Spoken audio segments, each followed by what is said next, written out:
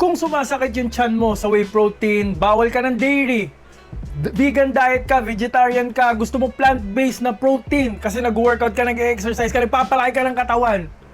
Soy protein naman recommend ko talaga sa'yo. Mula noon hanggang ngayon, soy protein ginagamit ko yan. Tingnan nyo guys yung mga benefit. Healthy weight gain. Guys, napakababa ng calories nito. Kaya okay ito sa mga diabetic, no? Nagpapaganda ng blood circulation kasi mataas ang arginine nito. Nagpapavasodilate ito. Medyo lumuluwag yung ugat. Maganda sa bone health, maganda sa digestive health.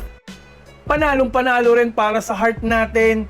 Guys, soy ito eh. Plant ito, natural to.